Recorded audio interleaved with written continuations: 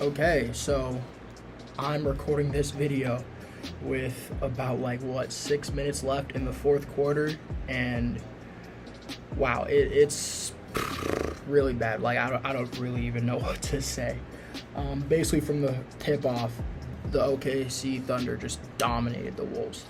I thought it was funny. First couple minutes, OKC threw three lobs to go up I think it was 11-3 or something like that, and that was just the kind of game it was. And I think a lot of those were off of turnovers as well, which really was the story of this game, is the turnovers. Let me check actually how many turnovers the Timberwolves ended up having with 5 minutes left in this game. So they're at 20 turnovers. They're at 20 turnovers, jeez. And they ended the first half with, I think, 14 or something of those. They ended the first half with more turnovers than field goals. So let's just start off this video by saying congrats to the OKC Thunder. Well-deserved win. Like I said, dominated from tip-off to finish, and just utter domination. This genuinely might be the best team I think I've seen since maybe even the 2018 Warriors. This is probably the best team I've seen since then. Just cohesively as a unit, they defend as a unit. That's really their main thing, their defense. That's something you can bring into every game. It's not variable, kind of like offense and shooting and all that. It's the defense. And the announcer said it during the game, it's not that most teams have 1 to 2, maybe 3 really good defenders. This team has 8 of them. Everybody on the court is just a phenomenal defender. And it's just insane to see. They might have some of the best rotation, help, recovery defense I've ever seen. Now, in terms of the Timberwolves, where do you even start? I think the Thunder just had them figured out, honestly. And you could see it right from the tip. I just don't know why the Timberwolves just insisted on posting up over and over and over and over again, whether it was Randall, whether it was Naz Reid, or not Rudy Gobert, but those two really, mostly Randall. He was just really bad that first quarter or two. He posted up and he'd spin, and then Caruso would just be there waiting every time. It's how many times are you going to do the same thing until you try to switch it up? The first 2 games you're able to get away with it. The next, 3 of them, it's the same thing, and OKC was ready every time. They just had him figured out. And Randall was just really bad. Like I said, that first quarter or 2, he, I think, ended that, the half with, maybe 10 points or something. Maybe not good shooting. But he had, 5 turnovers. And there was one turnover that happened near the top of the key. I think I can't remember, his first or second quarter, where he dribbled around him. He goes a Naz Reid screen, and Caruso, we'll get to Caruso, but Caruso was there to strip him. And you could just see his body language. He was just dejected and kind of threw his hands up in the air as Caruso. And I think it was maybe Lou Dort or J-Dub or maybe Casey Moss. I can't even remember. I just remember it was Alex Caruso and someone else. We're on the break, and his team was sprinting back to try not to give up fast break points. But Randall didn't even run back. And that was really the story of this game, especially initially, because I think he ended up having a pretty good game. What did Randall finish with?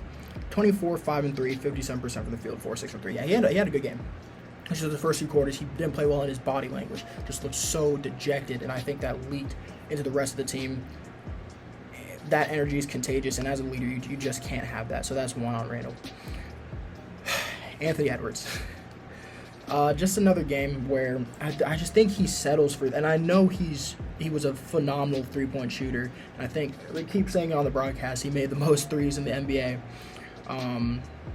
this season. But really, you just and I've said this in a very similar role to Jason Tatum, where if he drives, the amount of help that OKC is sending his way is crazy. It's like nothing I've ever seen before. And so if he just drives and claps the defense and kicks it, he's creating open shots for teammates. Now his teammates were not hitting early in this game. Just no one was hitting. So that's one. But really, you just want to see more drives from Ant and less just selling for threes, because I think he finished 1 of 7 from 3, but 7 of 18 from the field. So he takes 3 less threes, drives a few more times. We're looking at a more efficient game and probably creating more opportunities for his teammates. Now, the rest of his team, Naz Reid was fine. Dante was fine, but Jaden McDaniels, Rudy Gobert, Rudy's just... there were just so many plays in the first half where he just got caught in no man's land, and he wasn't defending the pick and roll, and he wasn't defending the lob target, and that was a large reason why OKC was just finding so much success on the pick and roll. So Rudy was not good, and I think that he's someone you need to look to shop this offseason, because he's just really not providing you too much if he can't even be really adequate rim deterrence. Mike Conley didn't have a good game. Gilgeous-Alexander Walker was 0 of 8 from the field. Jeez. Really, really bad. 2 turnovers as well to go to boot with that. Jaden McDaniels, 5 points, 2 of 13 from the field, 1 of 5 from 3. Just really, really bad. And you're just not. You had a game, last game, which is what makes it so dejecting, where everyone showed up in a big way and you still lose that game.